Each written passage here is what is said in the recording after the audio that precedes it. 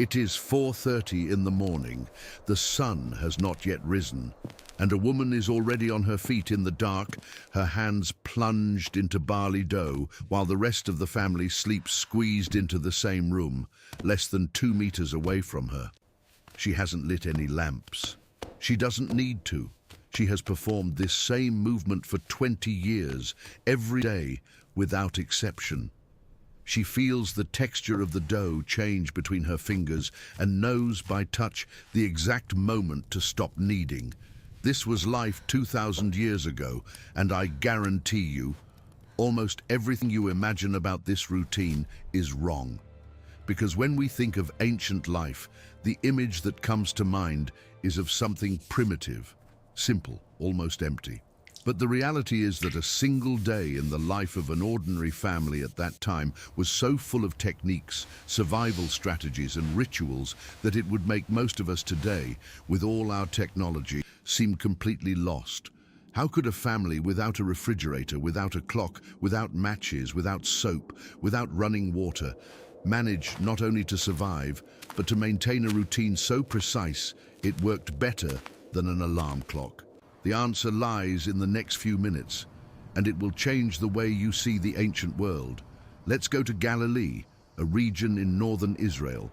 The year is around 30 AD. The Roman Empire controls everything. Tiberius is the emperor. And here, in a village so small it doesn't even appear on Roman maps, lives an ordinary Jewish family. Father, mother, 3 children, and the paternal grandmother. 6 people, 1 house. And when I say house, forget anything you've ever seen.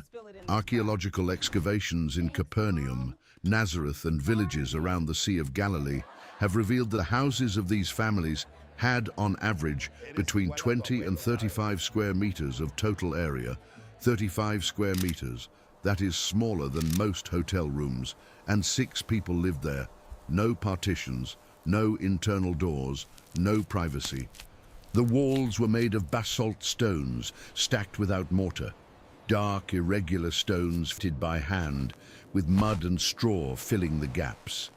The floor was packed earth, not paved, not smoothed, soil compacted by use, which kicked up fine dust every time someone moved.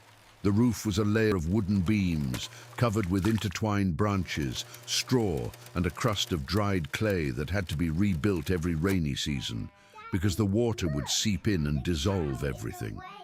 And here is a detail that takes most people by surprise. In many of these houses, and archaeological records confirm this, the family's animals slept in the same environment. A cow, a few goats, perhaps a donkey. There was a level change in the floor. The higher part, about 30 to 40 centimeters above, was where the family slept. The lower part was where the animals stayed at night, in the same room, no wall between them. The animals' body heat helped warm the space on cold Galilean winter nights, which could reach 5 degrees Celsius. But the smell was a constant mixture of fresh manure, damp straw, human sweat, and cooking smoke. This was the air this family breathed all night long. Now understand what is happening at 4:30 in the morning. The mother gets up. There is no alarm, no rooster crowing. That is an urban myth. She wakes up by pure biological rhythm, calibrated by years of repetition, and the first thing she does, before anything else, is make the bread. Because bread was not a side dish. Bread was the meal.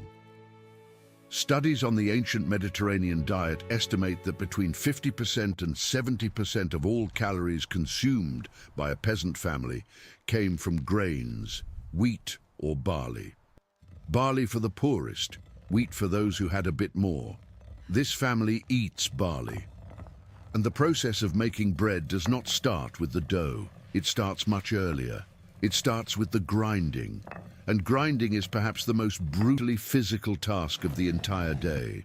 Next to the wall of the house, on the floor, there were 2 circular stones, one fixed on the bottom, another mobile on top.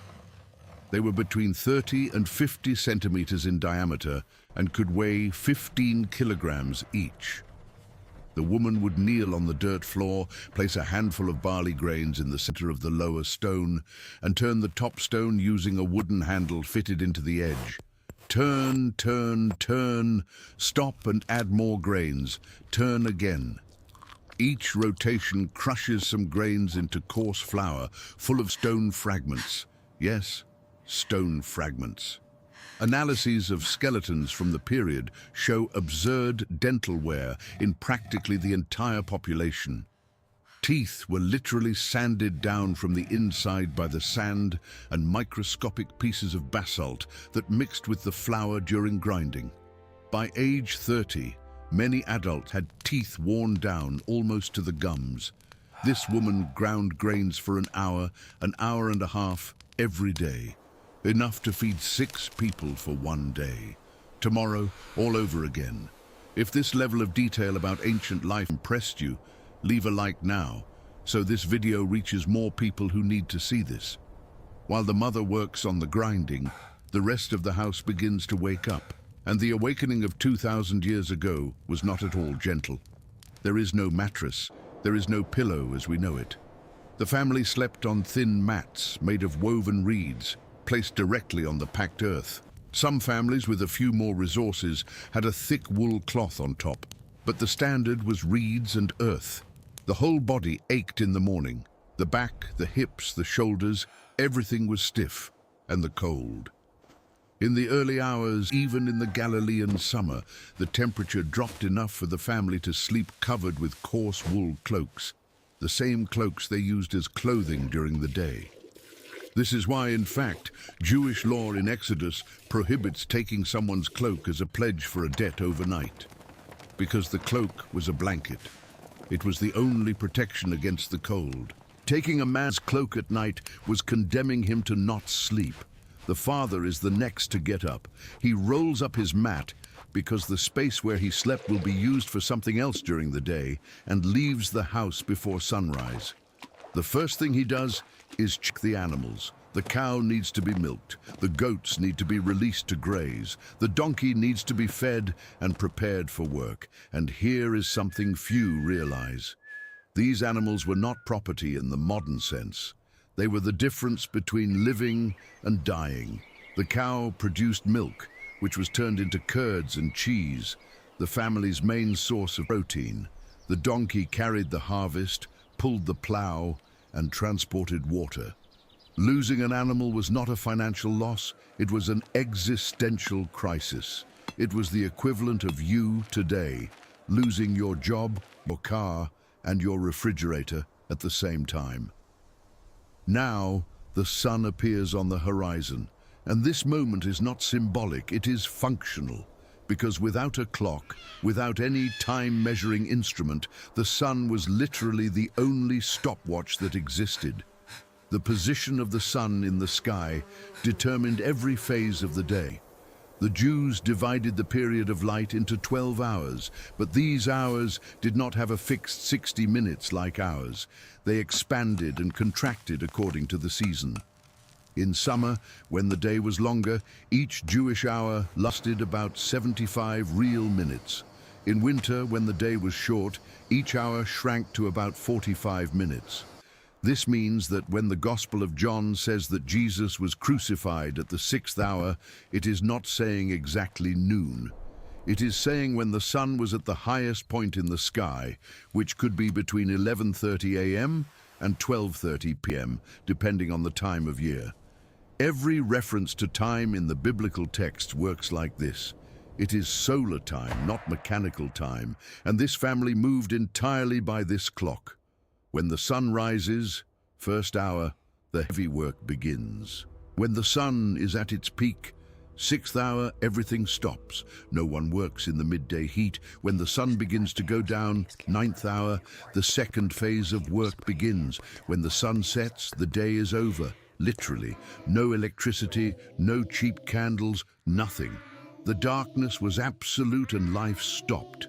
But before work, there is a moment that defines this family's entire identity. A moment that happened every day without exception and that separated the Jews from all other peoples of the Mediterranean. The morning prayer, the Shema. the father turns toward Jerusalem. No matter where he is, he knows exactly in which direction the temple lies, and recites the words from Deuteronomy 6:4, Shema Yisrael, Adonai Eloheinu, Adonai Echad. Hear, O Israel, the Lord our God, the Lord is one. The children repeat it. The grandmother murmurs along. And this moment, before the first meal, before the first strike of the hoe, before any transaction, this moment anchored the entire day in a spiritual structure that gave meaning to everything that came after.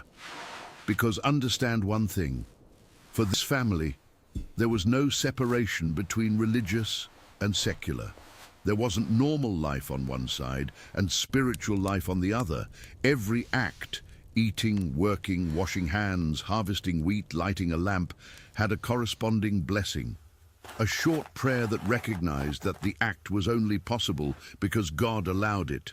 Washing hands, blessing, eating bread, blessing, seeing a lightning bolt, blessing. Life was a continuous prayer with intervals of work and not the other way around. If you believe that this daily connection with God is what is missing in today's world, comment God first. Now comes the first meal of the day. And here, you need to erase from your mind any image of a breakfast table. There is no table. There are no chairs. There is no individual plate. There are no forks, table knives, or metal spoons. None of that. The family sits on the floor in a circle around a straw mat where the mother places what she has. And what she has is this: freshly baked barley bread, flat, dense, dark, about 20 centimeters in diameter and half a centimeter thick. Beside it, a ceramic jar with olives cured in salt, another smaller jar with olive oil, and if it's a good day, a handful of dried figs. That's it. That is breakfast. Every day, all year round. The bread was broken with the hands, and this is the origin of the gesture of breaking bread that appears so many times in the New Testament. Each person took a piece, dipped it in the oil, and ate. The olives were bitten whole, and the pits spat onto the dirt floor. There was no table etiquette as we understand it. Eating was functional. You put fuel in your body to endure the work. And the work that awaited this family after the meal was so demanding, so physically devastating, that without those concentrated calories from the oil and bread, the body simply would not function. Research published by the Institute of Archaeology at Tel Aviv University estimated that a first-century Galilean peasant spent between 3,000 and 4,000 calories per day in manual labor. That is the same as a modern professional athlete, except without supplements, without isolated protein, without controlled hydration. Just bread, olive oil, and when lucky, a piece of goat cheese. And here water enters the story. Because if the food was simple, the water was a daily engineering problem. This family did not have a well inside the house. The well was in the center of the village, a cistern carved into the limestone rock, sometimes 10 or 15 meters deep, fed by rainwater that ran down channels carved in the stone. And fetching water was the job of the children or the women. Every day, at least twice a day, someone from the family took a ceramic jar of about 15 liters, already weighing about 3 kilograms empty, placed it on their head or shoulder, walked to the well, pulled up the water with a leather bucket tied to a rope, filled the jar, and returned home balancing 18 kilograms on their body. This is why when Jesus says to the Samaritan woman in John chapter 4, "Whoever drinks of the water that I shall give him will never thirst." The power of that phrase is physical before it is spiritual. She knew the weight of that water. She knew the path to the well in the midday heat. She knew the pain in her shoulders, back, and neck. Never thirst again was not a pretty metaphor. It was the promise of liberation from one of the most exhausting tasks of her life. But here is the detail that transforms everything. The water that came out of that cistern was not clean. It was not crystal clear like bottled water. It was murky, full of sediment, with limestone particles, sometimes with dead insects floating on the surface. Intestinal diseases were epidemic. Parasites were a part of life. Excavations in ancient latrines in Qumran and Jerusalem found eggs of tapeworms, roundworms, and other parasites in practically all the soil samples analyzed. This family lived permanently infected by something, and they considered it normal, because they knew no other reality. Now the sun has risen. The third hour, around 9 in the morning, marks the beginning of the heavy work. And here the life of this family divides, because men and women did not work together. They had completely separate worlds, and each of those worlds was brutal in its own way. The father and the eldest son go out to the field. And when I say field, I need you to visualize what that actually meant in first century Galilee. The land of Galilee was not a fertile, flat plain. It was full of hills, rocks, and sloped terrain. Before planting anything, it was necessary to clear the land, pull out stones by hand, stack them on the edge of the terrain, forming low walls that served as fences and erosion control. These dry stone walls without mortar are found to this day throughout the region. Some are 2,000 years old and still standing. The plow was a piece of wood with an iron tip, not always iron, sometimes just wood hardened in fire, pulled by an ox or donkey. The man held the plow with both hands while the animal pulled, and the blade opened a shallow furrow in the earth, truly shallow, about 10 centimeters deep, just enough to throw the seed. And this work required absurd concentration, because if the blade hit a buried stone, and it always hit one, the impact traveled up the arms and could dislocate a shoulder. It is exactly this scenario that Jesus uses in Luke when he says, "No one who puts his hand to the plow and looks back is fit for the kingdom of God." Anyone who heard that phrase 2,000 years ago needed no theological explanation. Everyone knew that if you take your eye off the furrow, the plow veers, the line bends, the plantation becomes irregular, and the harvest drops. Looking back while plowing was not just a distraction, it was sabotage of one's own livelihood. But what happened inside the house while the men were in the field was equally relentless. And prepare yourself, because the routine of a woman at that time will shock you more than any battle or military siege I have ever described on this channel. While the husband was opening furrows in the earth, the woman faced a list of tasks inside the house that never stopped. And the problem was not the difficulty of each individual task. It was the fact that they all had to happen at the same time, without mechanical help, without shortcuts, without a break. First, the laundry. And when I say wash clothes, forget machines, forget sinks, forget faucets. Washing clothes 2,000 years ago meant carrying the pieces to the nearest stream, sometimes more than a kilometer away, kneeling on the stones of the bank and beating each piece against a smooth rock. There was no soap, as we know it. What existed was a mixture of wood ash with animal fat, a rudimentary alkaline paste that removed some of the dirt, but never all of it. Sweat, blood, manure. Everything impregnated the wool and linen fibers. And wet wool weighs triple. Each soaked cloak that this woman wrung out with her hands could weigh 5 or 6 kilograms. And it wasn't just washing, it was drying, mending, sewing.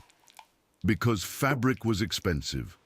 A simple wool cloak could cost the equivalent of weeks of work. You didn't throw away torn clothes, you mended them 5, 10, 20 times. This is exactly why Jesus uses the metaphor of the new patch on old cloth in Matthew, because everyone knew that was what was done. New fabric over old fabric, until the cloth could take no more. But the laundry was just the beginning. The second task was the production of food that went beyond bread. And here enters something most people simply do not know. The woman was, in practice, a chemist, a food engineer without a degree, without a manual, without a measuring instrument, operating entirely by touch, smell, and intuition, passed down from mother to daughter for generations. The milk the husband milked in the morning had to be processed immediately. Without a refrigerator, raw milk soured in a matter of hours in the heat of Galilee. So the woman had two options: turn it into curds or turn it into cheese. And both processes required precise knowledge. For the curds, she poured the milk into a leather goatskin, a bag made from a goat's stomach, tanned and sewn. Residual acid in the leather accelerated fermentation. She hung the skin on a rope tied to the roof beam and swung it rhythmically for periods that could last an hour. The movement separated the fat from the whey. The result was a thick, acidic, slightly bitter curd, what today we would call yogurt or Laban. This curd lasted 2, maybe 3 days before spoiling. Then the process repeated. For cheese, the procedure was longer. She added a substance called rennet to the milk, extracted from the stomach of a young kid. This enzyme coagulated the milk into a solid mass and liquid whey. She then separated the mass with her hands, squeezing the whey through a linen cloth, molded the cheese into small shapes, and cured it in salt for days. This salty cheese could last for weeks, and it was, along with the olives, the family's protein reserve for the days when there was nothing else. Do you see what is happening? This woman, without understanding the biology of fermentation, without knowing what an enzyme is, without having a notion of microbiology, mastered biochemical processes that scientists would only formally describe 2 millennia later. The knowledge was empirical, passed from grandmother to mother, from mother to daughter, encoded not in books, but in gestures, in the exact pressure of the fingers on the dough, in the smell that indicates the right point of fermentation, in the exact time of exposure to salt, all invisible, all precise, all lost if a generation were interrupted. And while the woman's hands worked the cheese, her eyes watched something else: the children. Because the youngest son, let's say 6 years old, and the middle daughter, about 9, were not in school. There was no school as we understand it. Formal education in synagogues existed in some larger villages, and even then, it was exclusively for boys, usually starting at age 6 or 7. But in a small village like this, education was domestic. The boy learned from the father, the girl learned from the mother. And learning did not mean sitting and listening. It meant doing. The 9-year-old daughter already knew how to grind grains. Perhaps not for a full hour like her mother, but for 20 or 30 minutes. She already knew how to fetch water from the well.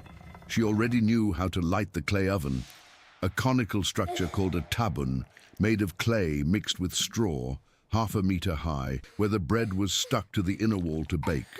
Lighting this oven was a skill in itself. There were no matches. Fire was started by friction. A hard wooden stick spun rapidly inside a hole in a soft wooden base, generating enough heat to light a nest of dry straw. Or more commonly, one would take a coal from the previous day, kept alive overnight covered with ash on the edge of the oven, and blow on it until the flame rekindled. Losing the fire was a domestic disaster. If the coal went out during the night, the woman had to go to a neighbor's house to borrow a coal. And that was not only inconvenient, it was humiliating. It meant she had failed in one of the most basic tasks. This is why Proverbs 31, the famous text about the virtuous woman, says in verse 18, "Her lamp does not go out at night." It is not a metaphor about productivity, it is literal. The excellent woman was the one who kept the fire burning, because fire meant food, warmth, light, and survival. But the 6-year-old son, where is he at this moment? Probably outside. And outside for a 6-year-old child in first-century Galilee was an environment that would give any modern parent a heart attack. The ground of the village was earth, stone, and animal manure. Children went barefoot. Sandals were too much of a luxury for the daily life of a child who would destroy them in a week. Cuts on the feet were constant. Infections were inevitable. And the treatment for an infection? Olive oil and, if available, wine. Just that. Medical records from the time, including texts attributed to Greco-Roman physicians like Galen, describe the use of wine as an antiseptic. The alcohol in the wine really did kill some bacteria. But against serious infections, there was nothing. And here is a fact that puts everything into brutal perspective. The infant mortality rate in the ancient Mediterranean was approximately 30% before the age of 5. 30%.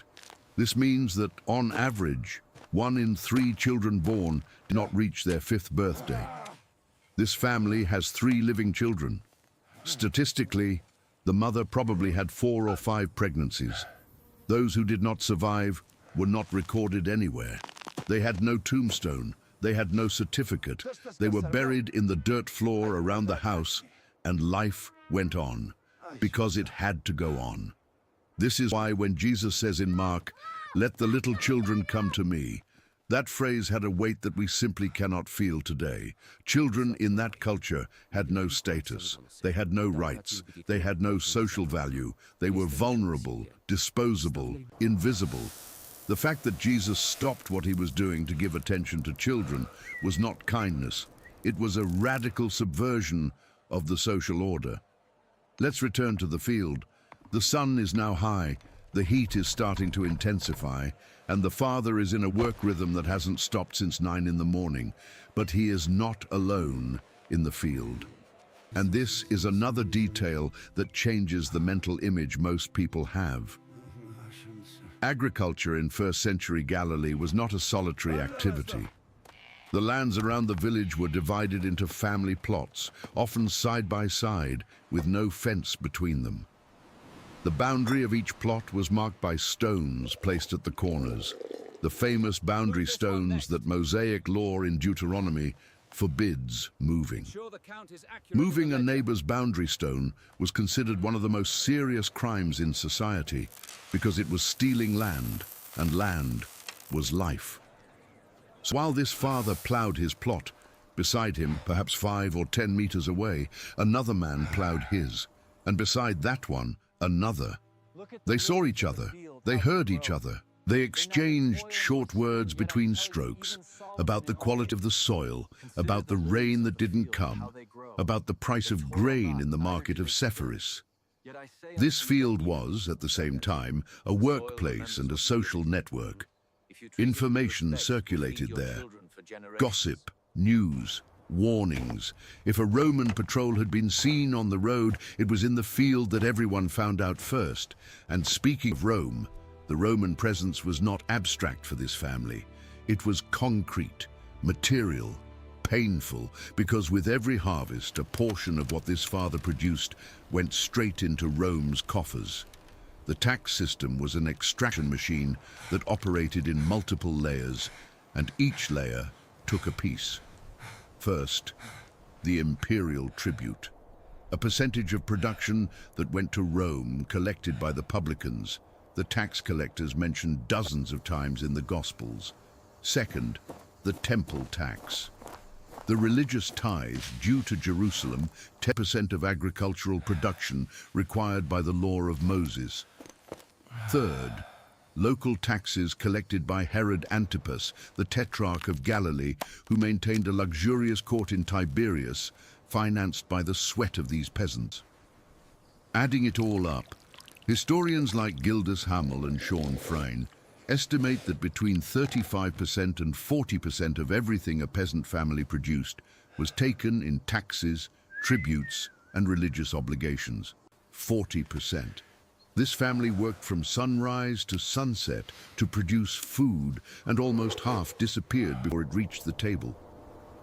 It is in this context that an itinerant preacher from Galilee begins to speak about the kingdom of God, a kingdom where there would be no oppression, where the last would be first, where the poor would inherit the earth. When Jesus said those words, he was not making abstract philosophy for theologians 2,000 years in the future.